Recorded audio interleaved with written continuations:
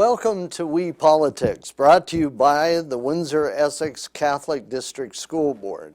I'm your host, Rob Miller. During this series, we will be talking with the candidates in the two Windsor ridings and the Essex riding. All 17 federal candidates were invited. We will be talking with Dan Burr after this word from our sponsor. Are you passionate about a particular sport? Would you like to combine it with your education? Are you thinking about a career in one of the many rewarding construction-related trades? Do you love subjects like science, technology, engineering, or math? Take a look at the academies of the Windsor-Essex Catholic District School Board. You'll be glad you did. And years from now, you'll look back on your high school days as the best times of your life. The academies of the Windsor-Essex Catholic District School Board. We're with you all the way. Dan Burr is the People's Party candidate in Windsor-Tecumseh. He has been elected to the Windsor Utilities Commission in the past. He's worked at the Fiat Chrysler Assembly Plant in Windsor for 25 years. He's a pipe fitter, a skilled trade. Dan, welcome. Well, thanks for having me. I guess the first question is, why do you want to be a member of Parliament? Well, I think the situation with the ping-ponging back and forth between the Liberals and Conservatives has kind of taken us off a track that people in Windsor-Tecumseh and people in Canada, it's taken us off a track that supports the average person. Too many expenses are on the average person, and too many taxes on the average person, too many regulations on the average person. We need to kind of pull back some of those things. Okay. What do you see as the most important local issue in Windsor-Tecumseh? I think it is affordability. People are having a tough time, and we need policies that get the federal government out of their lives at least a little bit. So, for example, we think that eliminating the carbon tax will help us save at the pump every time we go fill up, and also save on anything that gets shipped in Canada has little bits of carbon tax added to as it goes along. So we're looking at that policy. We also want to eliminate supply management in dairy, eggs, and poultry, which adds to our grocery bills. So these types of things where we aren't introducing new programs, we want to save you money. So, but we also want to, when we balance the budget in 2 years, which can be done, Chrétien and Martin balanced the $30 billion deficit 25 years ago. So that deficit in today's dollars would be about $40 billion. So the deficit now is around 22. So this is something that can be done. It was done in the past. So once we balance the budget, we want to lower taxes, make the personal exemption $15,000, and also have between $15,000 and $100K, have 15% tax, and over $100K have 25% tax. So this would lower taxes for basically everyone in Canada.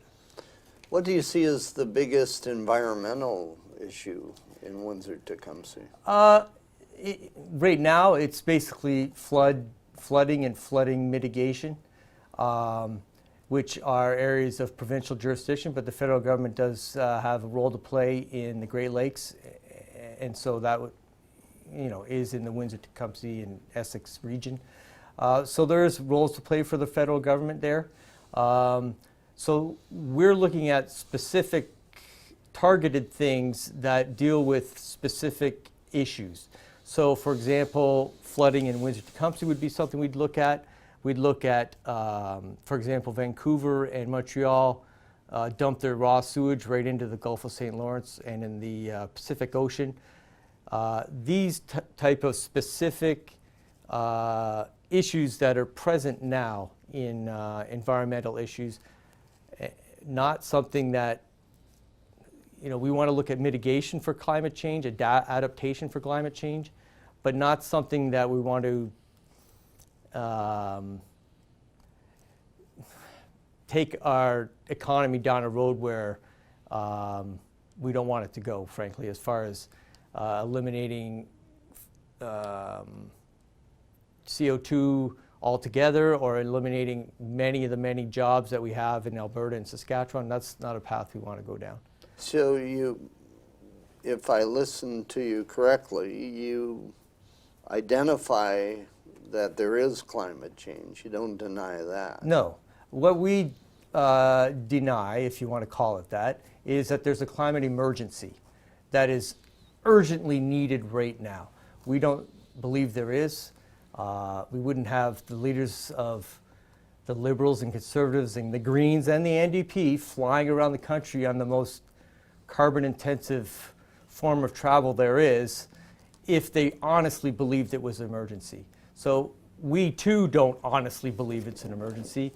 All the indicators in Canada and for the rest of the world indicate that life is getting better for everyone. There's no famine and there's no crops being destroyed. There's still ice on the polar caps. All these things that are predicted to happen and have been predicted in the past to happen have not happened. So we need to focus on real mitigation things that if climate has certain things that happen, we need to focus on adaptation, which is how humanity has survived so well for millennia, is adaptation, adapting the climate to and adapting the environment to what helps humans prosper.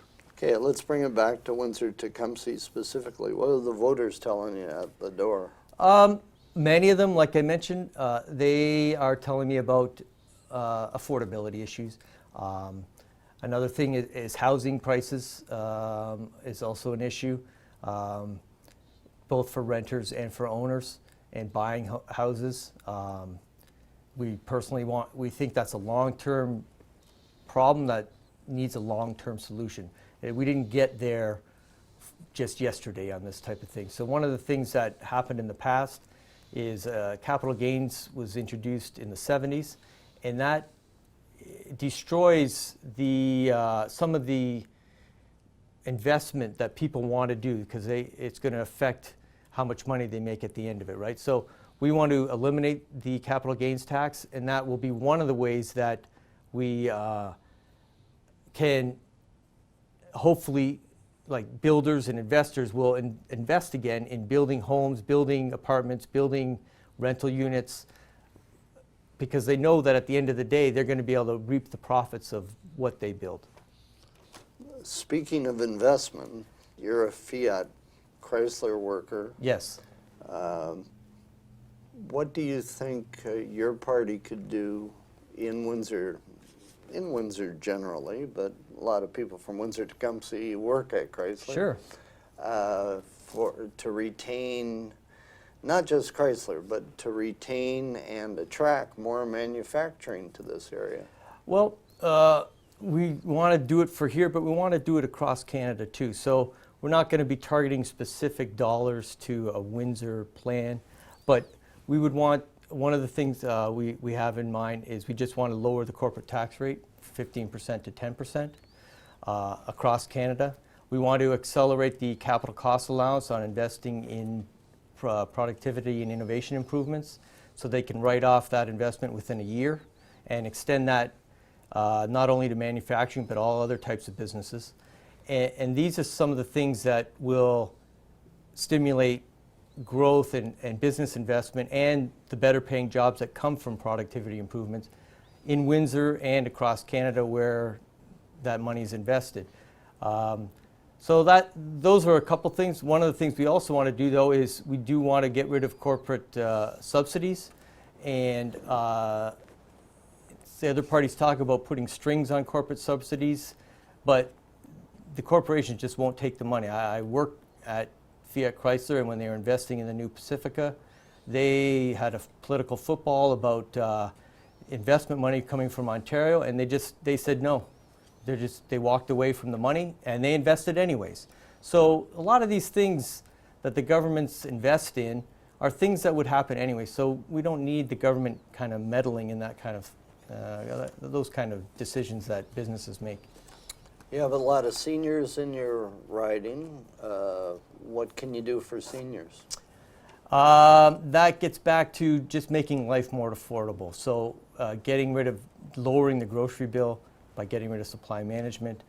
It's funny because some people talk about how this might damage our food security or something like that, but we have open borders and open competition with our farmers in beef and pork and corn and soybeans and apples and tomatoes and dozens of other products. We don't need it. We don't need 300% tariffs for milk, for example. So these are things that would help seniors to be able to afford the grocery bills. And like I said, get rid of the carbon tax, which drives up the price of many things. You mentioned tariffs. Are you in favor of the new NAFTA with the U.S. and Mexico? We are.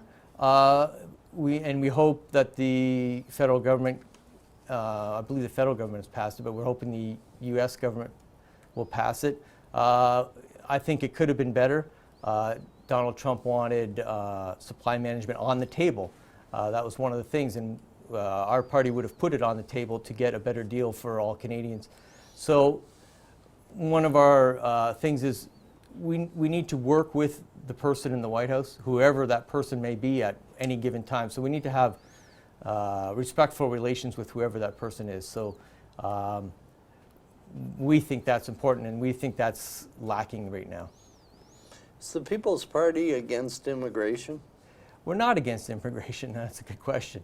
We are for immigration. We are for immigration of skilled workers that are needed to fill jobs in Canada. So we want to increase that level of skilled immigrants in Canada, but while reducing the overall level of immigrants. So right now, currently, 26% of immigrants come through skilled that have a job waiting for them that Canadians can't fill. And with their families, that gets up to about 55 or 60%. But we're looking at, we would want almost all of them, including the families, to be the pool of immigration that we have.